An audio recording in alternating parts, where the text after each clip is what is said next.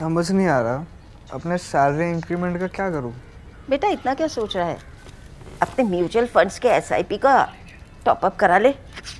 This is the right time. क्या? समझ में नहीं आया। बेटा इतना क्या सोच रहा है? अपने म्यूचुअल फंड्स का एसआईपी टॉपअप करा ले। This is the right time. अब समझा।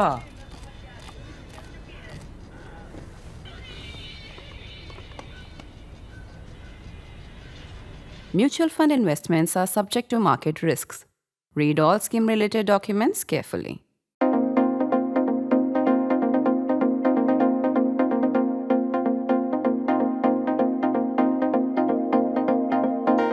Before I start this week's national interest on lessons from Nepal and also asking a question, is there such a thing as a hard state or a soft state? Let me get a complaint off my chest. And this complaint is with those of you who live across the world and watch us, read us, follow us, and I can see value us. I'm a little bit surprised by how little you contribute. Many of you contribute, but too few of you are contributing. It costs you almost nothing. What is $10 a month or that equivalent over 1 year, 2 years, and anything you might contribute to top it up with? You have a stake in good journalism in India. You should contribute more. You should take paid subscriptions. If you haven't done so, please do it now. And if you have done so, please top it up and please do contribute more. Because if you value our journalism, which so many of you do, because I see the numbers of people across the world who read us, who watch us, then more of you should be putting your wallet where your heart is, or just a little bit of your wallet where your heart is. That said, back to my question for this week. Is there such a thing as a hard or a soft state? What if we said that any state is indeed that, the state? It has to have it in its guts to stay together, cohesive and orderly. That last line is not mine. I wish it was mine, but that last line I've borrowed from somebody. Who I've borrowed it from, I will tell you as we go along, so stay with me. Take Nepal's case now. The fall of its constitutionally elected government, such as it was, to just over a day of Gen Z protests in the capital is the third such in 3 years in the subcontinent. After Sri Lanka, which is Colombo, July 2022, and Bangladesh, Dhaka, August 2024. As we keep saying, invoking the primer of journalism, this conforms to the 3 example rule. And we keep saying 3 is a straight line. So once we have 3 examples and we can connect them in a straight line, then we think it confirms a phenomenon. We can also note much clamor on social media now in India, mostly from the BJP base, which includes many prominent and respected names, that this is just what the powers that be would want done with the Modi government in India, the regime change toolkit, as they would put it. Let's also look at exceptions.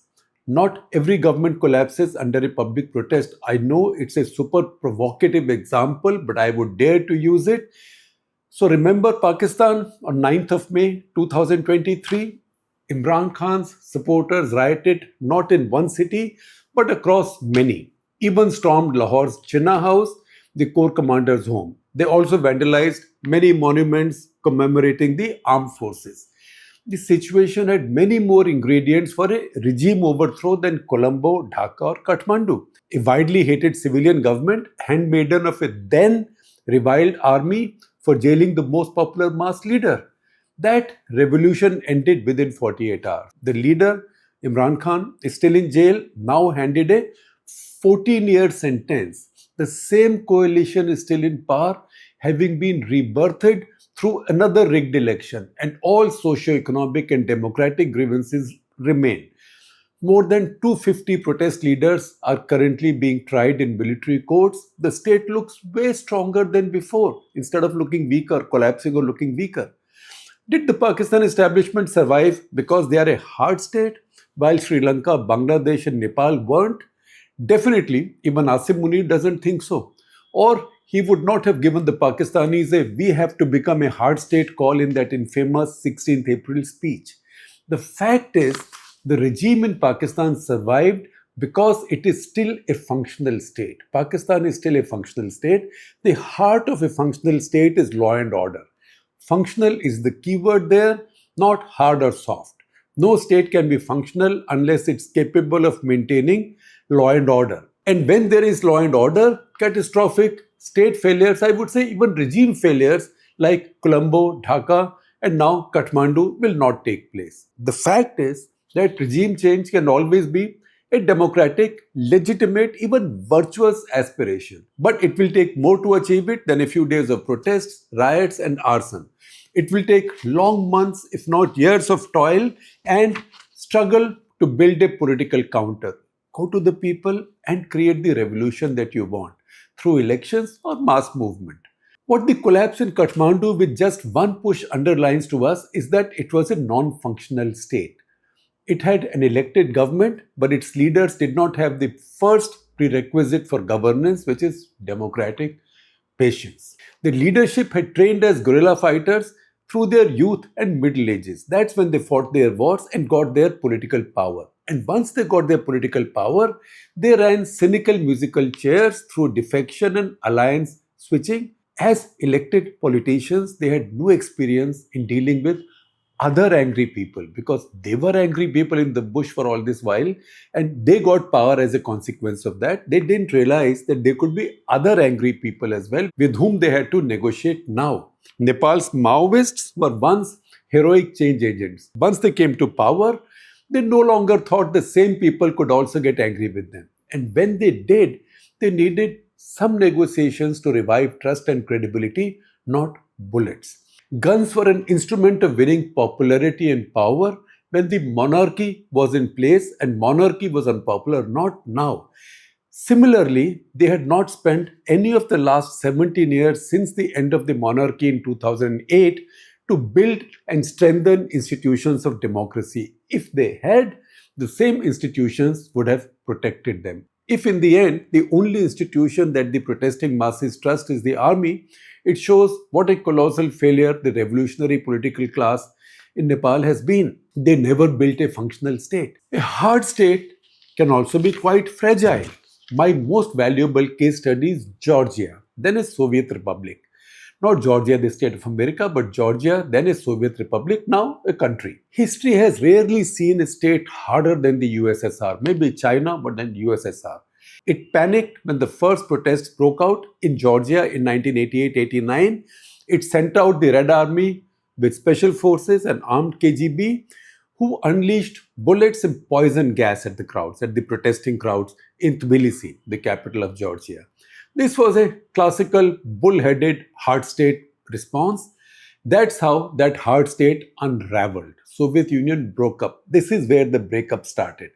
Its discredited party state had a broken economy and didn't know how to handle disagreements. Individual dissenters it could kill or pack off to distant gulags like Alexander Solzhenitsyn. A mass protest wasn't its cup of vodka. We got a better understanding shortly afterwards as we were hosted for dinner with my then editor at India Today, Arun Puri, by Bhuta Singh, Rajiv Gandhi's home minister. He said he had recently hosted Russian Foreign Minister Eduard Shevardnadze, a Georgian in fact, who, and I'm quoting Bhuta Singh now, who asked me how we handled protests by lakhs in India when his army unleashed poison gas on a much smaller crowd in Tbilisi. I said, I'm quoting Bhuta Singh now, Bhuta Singh says, I said, Your Excellence, I can lend you a few companies of the CRPF. The lesson is that a state must maintain law and order. For this, it must have three prerequisites. One, the uniformed forces with the right training and upbringing. So the CRPF knows how to handle protests and riots. You don't have to call in the army, you don't have to call in the tanks, you don't have to call in the artillery, and definitely you don't have to respond with poison gas. So the first prerequisite is uniformed forces with the right training. And the second, negotiating skills. And third, democratic patience or the willingness to trade spaces. Because in any negotiation, some give and take takes place. Today's discourse confuses the absence of an opposition for a hard state essential. That, oh, there is so much opposition, people oppose everything. This is not a hard state, this is a soft state. The fact is, it's the opposite. The opposition in a good, strong state serves as a pressure release valve. People can vent their anger through the opposition rather than sack your president, prime minister, or corps commanders' homes. All four of our neighbors banished their opposition at different degrees of extreme. All four of them: Pakistan, Bangladesh, Sri Lanka, and Nepal. In three of which the government fell. In the fourth, we told you, Pakistan, why it did not. At which point we return to our earlier question, our original question. Could this happen in India? A regime change through any toolkit? A quick way to explain why it can't happen is to remind ourselves that constitutional democracies do not have a regime. They have governments. We use the word regime for systems where somebody takes over power unconstitutionally or legitimizes themselves in permanent power illegitimately, unconstitutionally. You don't use the word regime for a government in a constitutional state. The fact is, in India, while there are a couple of dozen mutinies going on across our country at any point, we have seen two serious challenges to the state or to the government of the day from the street in the past 50 years. The first was Jayaprakash Narayan, JP's Navnirman Andolan, beginning 1974, compounded by George Fernandez-led railway strike that paralyzed India.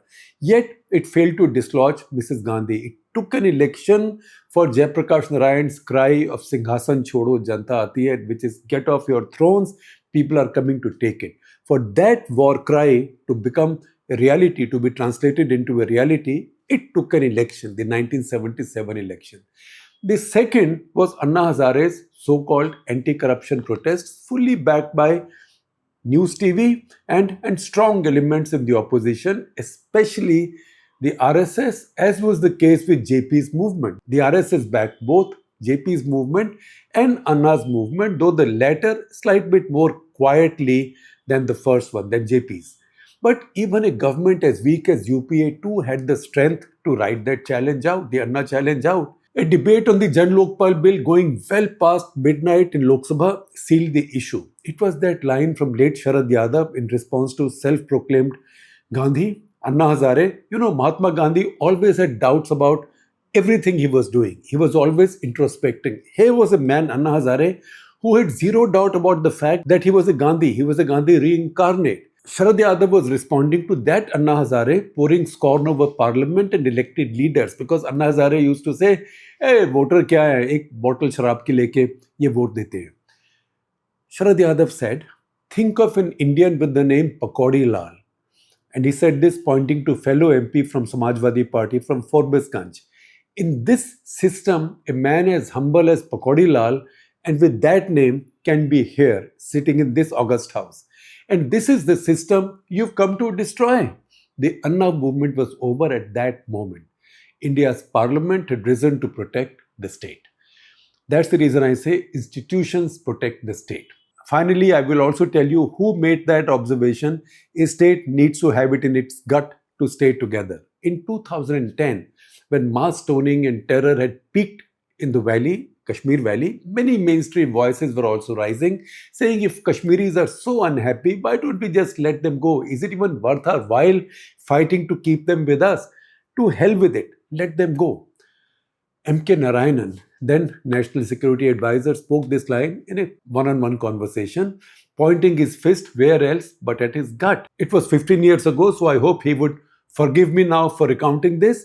See where the valley is now? This, by the way, was the same UPA 2, which is now widely seen to have been running a really soft Indian state. And before I let you go, as I do sometimes, let me introduce a very interesting and important book for you. This is Your Body Already Knows, Reset Your Gut, Hormones, Sleep and Mood in 21 Days by Nidhi Bhanshali Pandya.